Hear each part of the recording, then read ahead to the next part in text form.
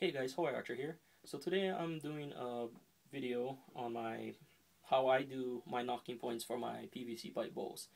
I got several requests on it recently, and what I'm going to do today is I'm going to show you guys how I build it. And so what I'm doing today is I'm not going to be doing a full bow, I'm just going to be showing you guys a small scale on how I do it. So in order for you to do this, things you're going to need is your heat source, heat gun, or oven or stovetop, whatever it is you use, pencil, ruler, your stove mitt. This part you don't really need this tool, but I use it just because it makes it a little bit more convenient on the bends that I'm gonna make with it. This is called a vice grip, duck's bill vice grip. You can get this at local automotive stores. Should be around 20 bucks, probably cheaper. Probably find it at a garage sale for cheap too. This part right here is optional. You don't need to do this part of the build, but if you want to basically take out the line so you can't see that it's a PVC pipe, I use this Kiwi plastic JB weld. It's a kind of epoxy mold. Alright, so let's get started. So you got your bowl all done already, and all you're doing is your nocks. So as you can see here at this point, this is my knocking point, and this is the rest of my bowl. So what I'm going to do is I'm going to measure approximately anywhere from 4 to 6 inches. You can pretty much make this knock at any length that you want. The length will be determined by the overall length of your bowl, how much limb space you have. But once you figure that out, like I said, you're pretty much already at that point where you know how much limb space you're using. So for this, I'm going 4 inches, mark your line, draw your line there, and then what you should do is flip it over, measure another 4 inches down, and mark your line there. What you're going to do next is you're going to heat up from this line to the tips until it looks like a full-size pipe. So you're going to get your flattened piece, your flattened bowl here, and then your knocking point will just be this normal size pipe, okay? So what you're going to do now is you're going to flip it this way, and you're going to flatten this all the way down. What that's going to look like is this. You're going to have your bowl limb, you're going to have your knock here, which is all flat, and if you flip it this way, you're going to have your bowl limb here. Okay, so it should look something like this. Once this is all cooled off, you go ahead and you can mark your part here on your bowl. Well, this right here, this measurement I'm going to give you, this is what's going to determine what, if your tip is going to be really pointy or is it going to be a little bit fatter. The closer you go to the end of your knock, the thinner it's going to be. The wider you go, the fatter it's going to be. So what I normally do is I like that sharp, pointy look to my bows. So what I do is I start off here. I start off maybe about a half an inch here, mark my line, and then from this point here to your bend here all the way across, you just connect that 2 lines and you should get something similar to this. Let's get it on camera. There we go. As you can see, so this is your bowl limb here. Your bowl knock. So from here to there, you draw the line, and then when you cut it out, you should get something that looks kind of like this. Okay. So at that point, again, you have all this cut out. This is gone. You're going to take that heat gun again, and you're going to heat up this whole thing all the way down to your mark point here. And as I said, you should have had a mark on this side. So what you do is when you heat it, you rotate it, and you heat straight to this line, so you have a nice, even heating area. Alright, and then that looks like this. So this is all fat now, alright? All ready to go. As you can see there.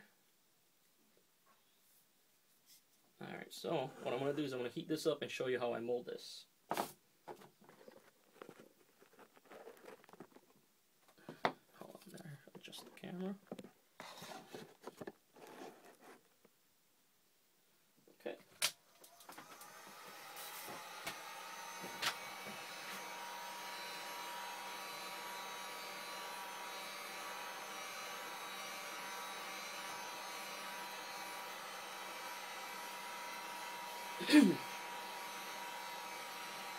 So what you also want to do again is make sure you don't burn your tip, because this is an area where it's going to have a lot of stress on it and you don't want it to crack.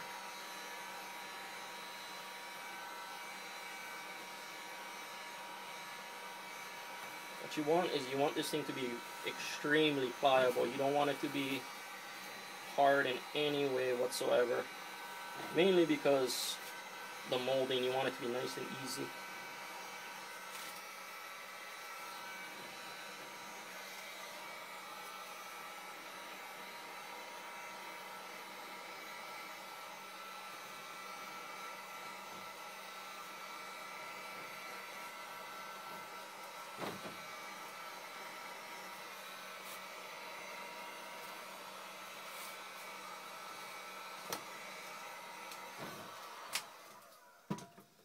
Alright, so what you can do here is you're going to take your vice grip and you're going to pinch just the tip here.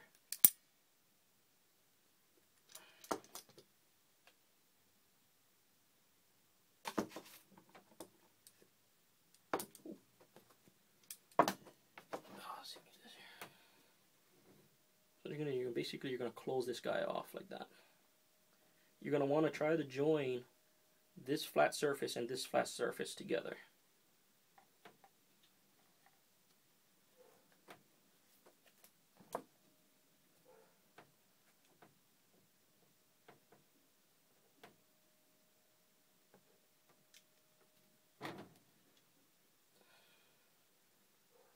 You can kind of see that there, how the vice grip pinches just the tip. And as this cools, what you want to do is you want to kind of try to keep this as close as possible.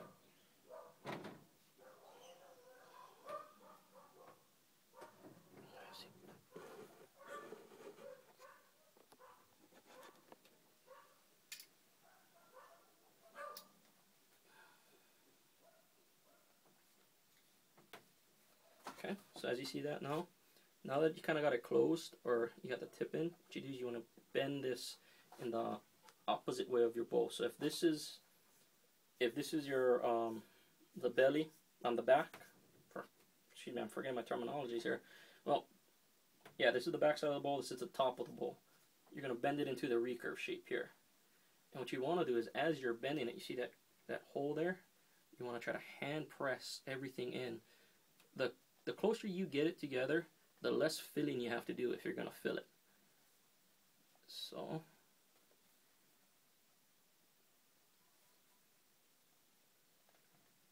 and the less filling means less work you got to do.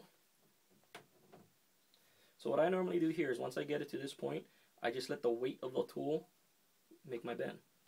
If you don't want it too dramatic, you just kind of put it on something and just keep pushing this thing till it closes.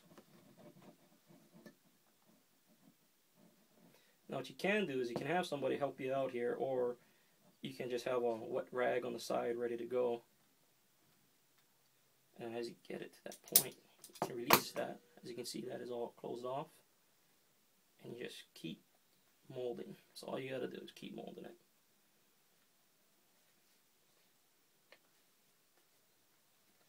So it should come up to a horned tip style here. As you can see now, it's kind of starting to hold its own shape. So you just keep going.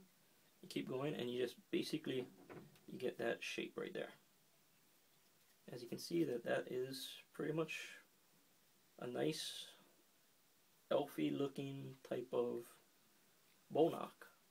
So now you can actually see this. If this was a full bow, that's what your recurve would look like.